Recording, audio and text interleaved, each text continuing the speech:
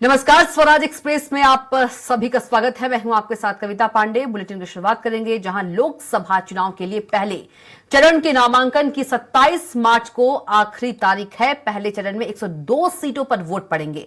इनके साथ ही अरुणाचल प्रदेश और सिक्किम विधानसभा चुनाव के लिए भी वोट डाले जाएंगे। पहले चरण में 19 अप्रैल को वोटिंग होगी। इस दिन 21 राज्यों और केंद्र शासित प्रदेशों की 102 सीटों पर वोट डाले जाएंगे। 27 मार्च को 20 राज्य और केंद्र शासित प्रदेशों में नामांकन की आखिरी तारीख है। बिहार में त्योहारों के चलते नामांकन की आखिरी तारीख 28 मार्च है। इस बार का लोकसभा चुनाव बीजेपी की अगुवाई वाले एनडीए और विपक्षी पार्टियों की इंडिया ब्लॉक के बीच हो रहा है। पहले चरण की 102 सीटों में से 77 पर बीजेपी लड़ रही है, जबकि 23 सीटों पर एनडीए की दूसरी पार्टियां मैदान में हैं। एक सीट पर अभी घोषणा बाकी है। इस तरह इंडिया ब्लॉक ने भी पहले चरण की सीटों पर उम्मीदवारों के नामों का ऐलान कर दिया है। कांग्रेस को 57 सीटें मिली है, जबकि इंडिया ब्लॉक की दूसरी पार्टियां 42 सीटों पर लड़ रही हैं। 2 सीटों पर अब भी किसी के नाम का ऐलान नहीं किया गया है।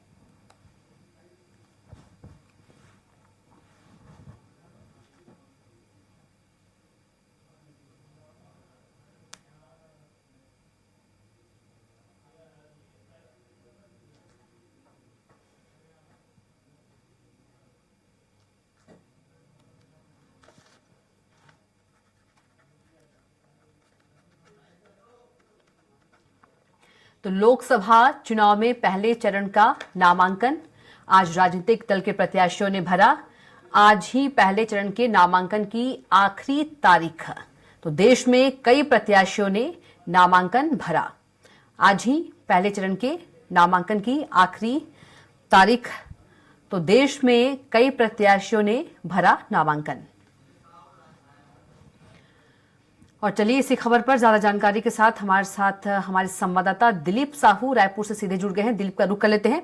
दिलीप, पहले चरण के चुनाव के लिए आज नामांकन की आखिरी तारीख थी, क्या कुछ तस्वीर रही आज छत्तीसगढ़ में? देखिए, छत्तीसगढ़ के एक सीट यानी बस्तर के सीट पर आज नामांकन का आखिरी दिन था, क्योंकि छत्तीसगढ़ के 11 में से एक सीट बस्तर में ही पहले प्रथम चरण में मतदान होने हैं और उसके लिए आज आखिरी दिन था नामांकन के। और बता दें कि दोनों पार्टियां, खास करके बीजेपी और कांग्रेस के जो प्रत्याशी है, उन्होंने आज शक्ति प्रदर्शन के साथ नामांकन भरा। सबसे पहले बात करें कांग्रेस की, तो कांग्रेस ने लालबाग मैदान में एक बड़ा सभा का आयोजन किया, जिसमें पूर्व CM Bhupesh Baghel, PCC chief Deepak Baij सहित तमाम जो बड़े नेता हैं इनके शामिल हुए। इसके अलावा बीजेपी की बात करें तो बीजेपी ने चर्च के सामने मिशन कंपाउंड ग्राउंड है, वहां पर एक बड़ा आयोजन किया, जिसमें इनके जो आम सभा हुए उसमें सभी नेता, जिसमें मुख्यमंत्री विष्णुदेव साय, डिप्टी सीएम अरुण साह, विजय शर्मा, प्रदेश सह प्रभारी नितिन नवीन सहित तमाम जो बीजेपी के नेता है वो इस कार्यक्रम में शामिल हुए। पहले इन्होंने विष्णुदेव साय ने अपने संबोधन में भी कहा कि इस बार कांग्रेस को हरानी है और कांग्रेस का जमानत जब्त करानी है, इस तरह से उन्होंने कहा। और बीजेपी के तमाम नेताओं ने बारी बारी से कांग्रेस का निशाना साधा। और इस दौरान एक बड़ी घटना भी देखने को मिला कि कांग्रेस को बड़ा झटका भी लगा कि जगदलपुर से जो मेयर है कांग्रेस की सफीरा साहू, और इसके अलावा 6 पार्षद, सभी लोग के साथ ही साथ विभिन्न कार्यकर्ता और नेता मिलाकर करीब 1500 लोग मंच से ही भाजपा में शामिल हो गए।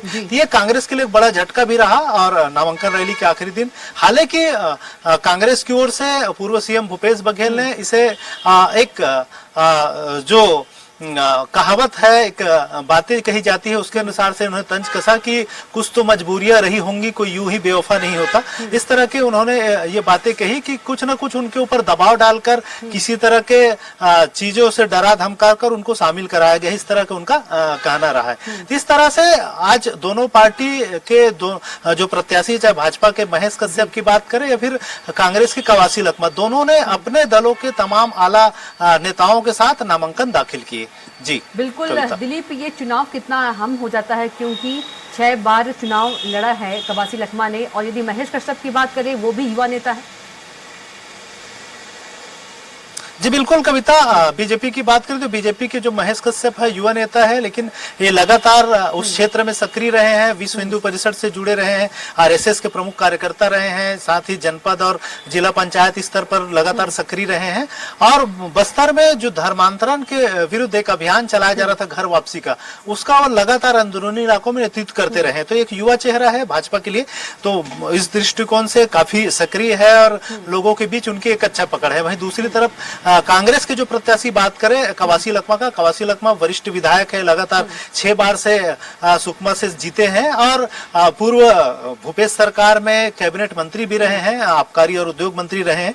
तो और जमीनी रूप से उनका दखल रहा है पूरे उसमें, तो कहीं ना कहीं एक उनका प्रभाव क्षेत्र है और उनकी जो दखल रहा है तमाम जो खासकर नक्सल बेल्ट में, इसको ध्यान में देखते हुए ही कांग्रेस ने उन पर दांव खेला है। क्योंकि पिछली बार हालांकि कांग्रेस ने इस सीट से जीत दर्ज की थी, जिसमें पीसीसी अध्यक्ष दीपक बैज वर्तमान में इस सीट से सांसद है, और लेकिन फिर भी उनके टिकट को काटा गया। कहीं ना कहीं जो आपसी अंतर विरोध जो देखने को मिल रहा था और कहीं ना कहीं जो सर्वे रिपोर्ट थी या ग्राउंड रिपोर्ट में उन्हें उनके लिए अच्छी खबर नहीं आ रही थी। तो कुल मिलाकर कांग्रेस ने एक जीतने वाले प्रत्याशी पर दांव खेला है, कवासी लखमा पर दांव लगाया है। तो अब देखना होगा, दोनों ओर से जो कांटे की टक्कर नजर आ रही है। हालांकि लगातार बीजेपी जिस तरह से कवासी लखमा पर आक्रमण करना शुरू कर दिया है, उनके खिलाफ हाल ही में एक मामला हुआ था, होलिका दहन के दौरान कवासी लखमा को नोट देते हुए पाए गए, तो उनके खिलाफ एफआईआर भी कराया गया और उस मामले को लेकर आज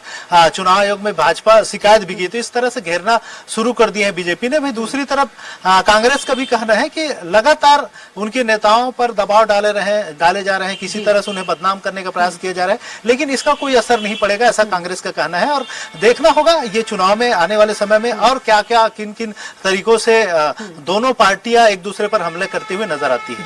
जी बिल्कुल दिलीप, तमाम जानकारी के लिए आपका बहुत धन्यवाद। अब घनश्याम का रुख कर लेते हैं। घनश्याम हमारे साथ लखनऊ से जुड़ गए हैं। घनश्याम, छत्तीसगढ़ से जानकारी दे रहे थे दिलीप, आज की तस्वीर की बात करें, लखनऊ की क्या कुछ तस्वीर रही, क्योंकि पहले चरण के लिए आखिरी दिन है आज नामांकन का? 3 बजे नामांकन का वक्त खत्म हो गया है, यानी पहले चरण के जो 100 पूरे देश भर में 102 सीटों पे नामांकन होना था, वो अब नामांकन का वक्त खत्म हो गया है। जितने भी प्रत्याशी अभी तक नामांकन किए हैं वही अब प्रत्याशी के तौर पे चुनाव लड़ पाएंगे। 3 बजे तक का वक्त था, 27 तारीख यानी आज, और 20 तारीख से ये नामांकन शुरू हुआ था, 7 दिनों तक ये नामांकन चला। हालांकि बिहार में एक दिन वहां पे त्योहार के चलते एक दिन वहां पे बढ़ा दिया गया है। और इस रोल में अगर उत्तर प्रदेश की बात करें कि पहले चरण में उत्तर प्रदेश के 8 सीटों पे मतदान होना है, जिसमें से उत्तर प्रदेश की रामपुर, सहारनपुर, पीलीभीत, नगीना, बिजनौर, मुरादाबाद, मुजफ्फरनगर और कैराना जैसी हॉट सीट है। यानी पश्चिमी उत्तर प्रदेश के 8 इन सीटों पे पहले चरण में मतदान होने हैं, जिसमें कई उठापटक देखने के लिए मिला। अगर बात करें पहले चरण की बात करें तो सबसे ज्यादा हॉट सीट अगर कहीं रहा तो वो रामपुर रहा, पीलीभीत रहा और अब मुरादाबाद। पीलीभीत तो भारतीय जनता पार्टी के प्रत्याशी के तौर पर रहा, लेकिन रामपुर और मुरादाबाद की बात करें तो विपक्षी दल समाजवादी पार्टी के लिए बड़ा आफत बनकर के रहा। और काफी उठापटक के बाद आज जो है 3 बजे तक काफी संशय के साथ यहां पे नामांकन हुआ है। आज पूरा गहमा गहमी रहा है उत्तर प्रदेश की राजनीति पे, और सबसे बड़ी आफत जो रही है वो समाजवादी पार्टी के लिए रही है। हालांकि भारतीय जनता पार्टी के लिए भी पहले चरण में काफी ज्यादा दिक्कतों का सामना देखने के लिए मिला। वो भी पीलीभीत की सीट से वरुण गांधी जो मौजूदा सांसद है वहां से उनका टिकट कटने को लेकर के उसके पहले उन्होंने वरुण गांधी ने अपने निजी सचिव के जरिए नामांकन पत्र का 4 सेट उन्होंने खरीद लिया था कलेक्ट्री पहुंच करके। तो यह भी कहा जाता जा रहा था कि अगर उनका टिकट भारतीय जनता पार्टी काटती है, उनको अंदेशा पहले से था तभी उन्होंने नामांकन पत्र खरीदा था, तो अगर काटती है तो वो किसी अन्य दल से या फिर वो निर्दलीय चुनाव लड़ सकते हैं। बस सपा के साथ भी जाने की अफवाहें चलने लगी। लेकिन जिस लिस्ट में वरुण गांधी का टिकट कटने का घोषणा हुआ उसी लिस्ट पे उनकी माताजी मेनका गांधी का जो है सीट की घोषणा कर दी गई थी। अब ये भारतीय जनता पार्टी को पता है कि वो किस तरीके से कितनी लगाम लगाना है, कितनी लगाम छोड़ना है। उन्होंने उनके माताजी का तो जो है उन्होंने लिस्ट में नाम दिया था, लेकिन इनका टिकट काट दिया था। कल की बात करें तो उसी निजी सचिव के जरिए एक बयान जारी करवाया गया कि हम चुनाव नहीं लड़ेंगे और हमारे माता जी का जो है टिकट हुआ है, हम उस पर फोकस करेंगे। तो भाजपा ने बड़ी साफगोई से उस सीट को लेकर के अपने बचाव के साथ साथ वहां पे प्रत्याशी की घोषणा कर दी है। वहां पे जिन प्रत्याशी को उतारा गया है, जितिन प्रसाद पीडब्ल्यूडी मिनिस्टर हैं उत्तर प्रदेश सरकार में, कांग्रेस के नेता थे, कांग्रेस के बड़े नेता थे, उनके पिताजी भी कांग्रेस के बड़े नेता थे। वो भारतीय जनता पार्टी में शामिल हुए थे विधानसभा चुनाव के ऐन वक्त पहले और उनको पीडब्ल्यूडी मिनिस्टर बनाया गया था उत्तर प्रदेश में। उनको अब लोकसभा चुनाव भारतीय जनता पार्टी लड़ाने जा रही है। वरुण गांधी के जगह पे उनको टिकट दिया गया है। सपा से बात करें तो भगवत शरण गंगवार को टिकट दिया गया है और बसपा से अनीस अहमद का उर्फ फूल बाबू को मौका मिला है। यानी यहां पे त्रिकोणीय मुकाबला देखने के लिए मिल रहा है। दूसरी जो सबसे बड़ी सीट है रामपुर को लेकर के काफी गहमा गहमी रही। वहां पे तीन लोगों ने जो है पर्चा खरीदा है। समाजवादी पार्टी के जो नगर अध्यक्ष हैं आजम खां के करीबी, उन्होंने भी पर्चा खरीदा है। एक और समाजवादी पार्टी में ही नेता हैं, उन्होंने भी पर्चा खरीदा है। हालांकि अंतिम में मुहिबुल्लाह नदवी जो जामा मस्जिद के इमाम हैं, उनको अखिलेश यादव ने बुलाया और उनको टिकट रामपुर से दिया। आजम खां ये चाहते थे वहां से अखिलेश यादव चुनाव लड़े ताकि समाजवादी पार्टी फुल फ्लैश वहां पे जोर शोर से लड़ाई लड़े और अपनी नाक की बात, यानी अपनी जो कह सकते हैं कि समाजवादी पार्टी के जरिए, आजम खां के जरिए समाजवादी पार्टी का जो वो पारंपरिक सीट माना जाता था वो बचाया जा सके। और अब जो है इससे इतर वहां पे मुहिबुल्लाह नदवी जो इमाम है जामा मस्जिद के दिल्ली के, उनको वहां से टिकट दे दिया गया है। मौजूदा सांसद वहां पे घनश्याम लोधी हैं। उपचुनाव में जो है उन्होंने समाजवादी पार्टी के प्रत्याशी को हराया था और फिर से भारतीय जनता पार्टी के वही प्रत्याशी हैं। बिजनौर की सीट की अगर बात करें कविता, बिजनौर की सीट का मलुक नागर बसपा का कब्जा है। मलुक नागर का यहां पे टिकट भारतीय बसपा ने काट दिया है। मलुक नागर की जगह चौधरी बीरेंद्र जी और आरएलडी के गठबंधन के तहत आरएलडी के पास जो सीट है उसमें चंदन चौहान को वहां से टिकट आरएलडी की तरफ से दिया गया है। बिजनौर आज deputy chief minister Keshav Prasad Maurya वहां पे पहुंचे थे, आज उन्होंने नामांकन भी कराया है।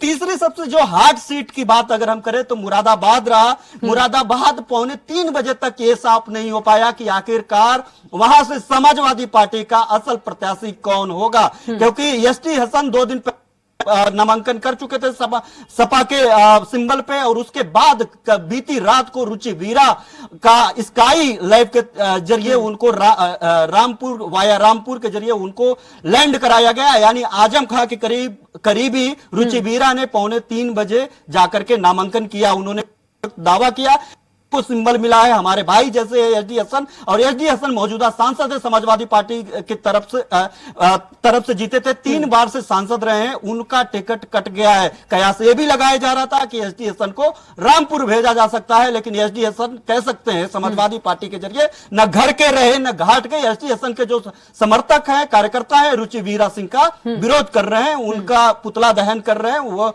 गो बैक के नारे लगा रहे हैं। तो मुरादाबाद के समाजवादी पार्टी के लिए बड़ा आफत बनता हुआ दिखाई दे रहा है। बात करें सहारनपुर में मौजूदा जो सांसद है हाजी फजलुर रहमान है, वहां से बसपा के सांसद है, और भारतीय जनता पार्टी से राघव लखन पाल हार गए थे पिछली बार, दोबारा उनको भारतीय जनता पार्टी ने वहां से प्रत्याशी बनाया है। इमरान मसूद समाजवादी पार्टी की तरफ से कांग्रेस गठबंधन के तहत, यानी कांग्रेस और सपा के गठबंधन के तहत, इंडी गठबंधन के तहत इमरान मसूद वहां से प्रत्याशी होंगे। बसपा से माजिद अली यानी 2 मुस्लिम चेहरे और भारतीय जनता पार्टी की तरफ से राघव लखनपाल वहां पे चुनाव लड़ेंगे। चौथा जो बात करें अगर हम लोग मुजफ्फरनगर सीट की अगर बात करें कप्ता, मुजफ्फरनगर सीट से भारतीय जनता पार्टी के पाले में है, यहाँ पे संजीव बालियान यहाँ से सांसद है, और इस बार फिर भारतीय जनता पार्टी संजीव बलियान के जरिए ही लोकसभा चुनाव को साधेगी। सपा से हरेंद्र मलिक को दोबारा टिकट दिया गया है। बसपा से दारा सिंह प्रजापति ओबीसी को टिकट दिया है। मुजफ्फरनगर में भी तिकड़ी जो है जो वहां पे लड़ाई दिखाई दे रही है। नगीना सुरक्षित सीट है, वहां से बसपा के गिरीश जाटव वहां से सांसद है, लेकिन गिरीश जाटव को दूसरे जगह टिकट बसपा ने दे दिया है और बसपा ने सुरेंद्र सिंह को वहां। बिल्कुल घनश्याम, आप बने रहिएगा। कुल मिलाकर आज का दिन जो है गहमा गहमी वाला माहौल रहा। अरविंद दुबे भी हमारे साथ जुड़ गए हैं जबलपुर से। अरविंद, घनश्याम जानकारी दे रहे थे उत्तर प्रदेश की 8 सीटों की नामांकन की, जबलपुर की क्या कुछ तस्वीर रही?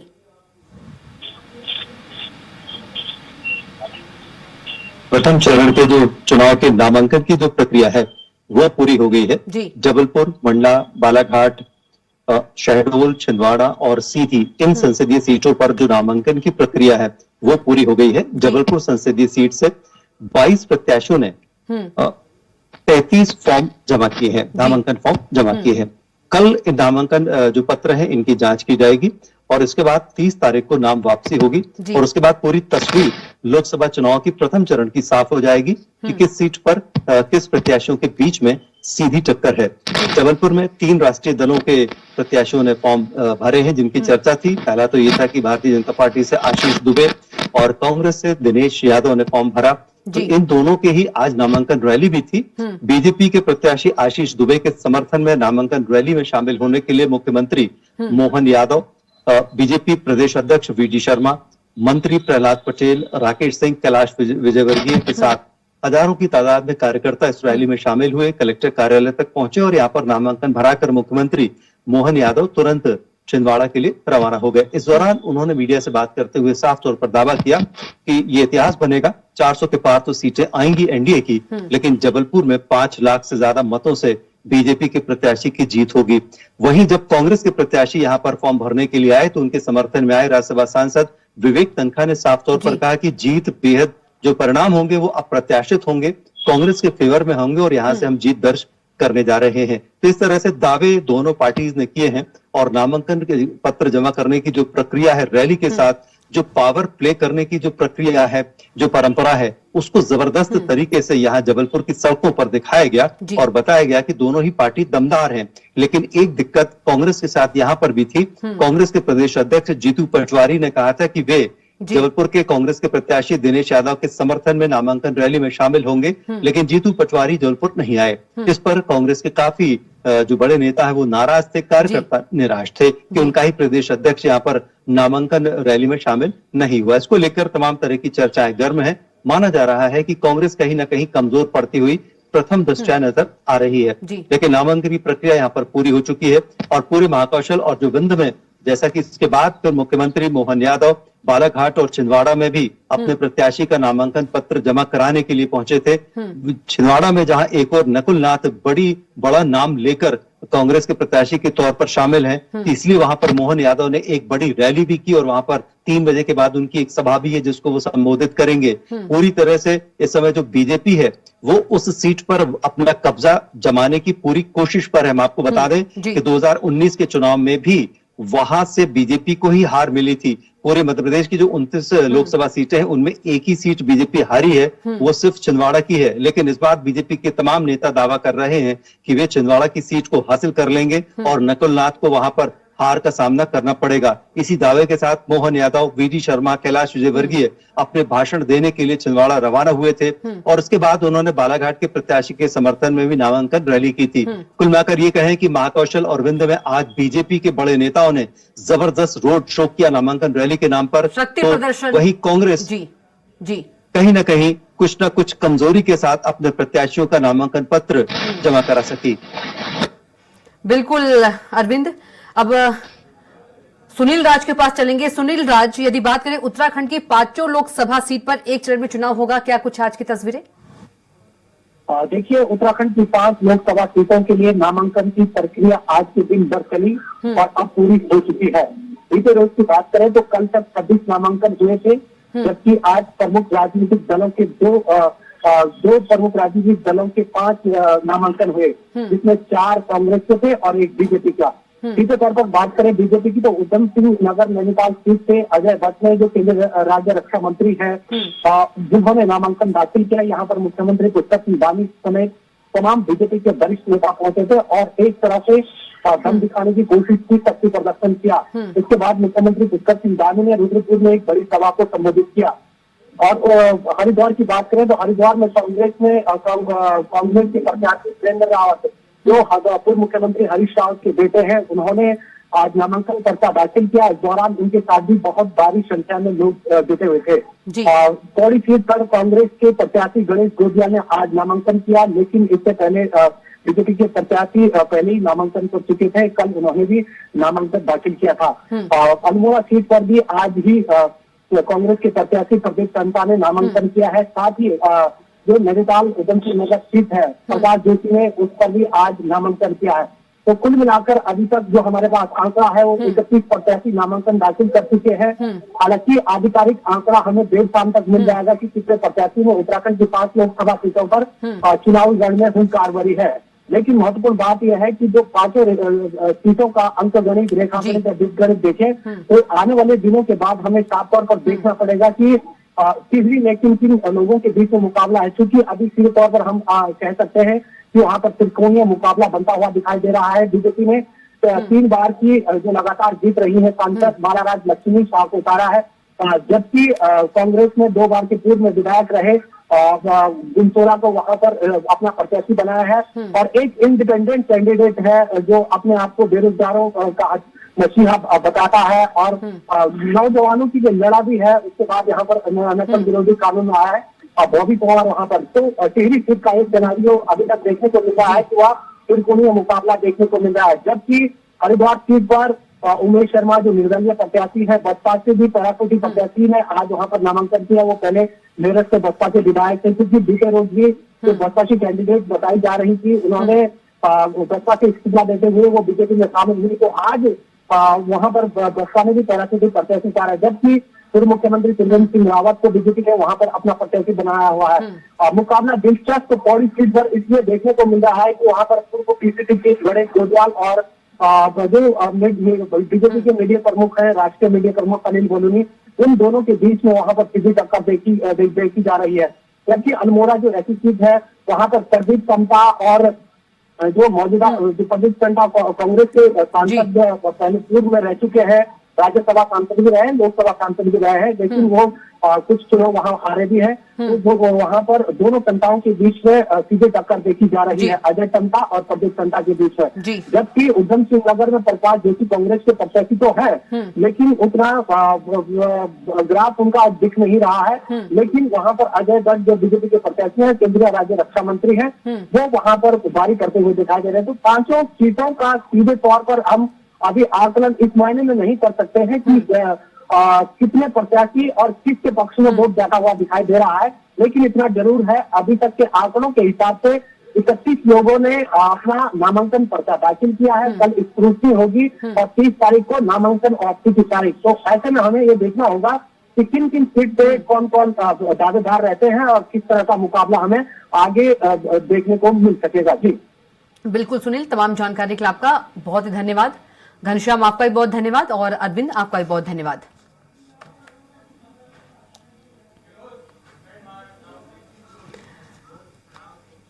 तो पहले चरण के चुनाव के लिए आज नामांकन की आखिरी तारीख थी। हमारे संवाददाता अलग अलग राज्यों से नामांकन की तैयारियों को लेकर जानकारी दे रही थी। इसी के साथ फिलहाल के बुलेटिन में इतना ही। आप देखते रहिए स्वराज एक्सप्रेस। नमस्कार।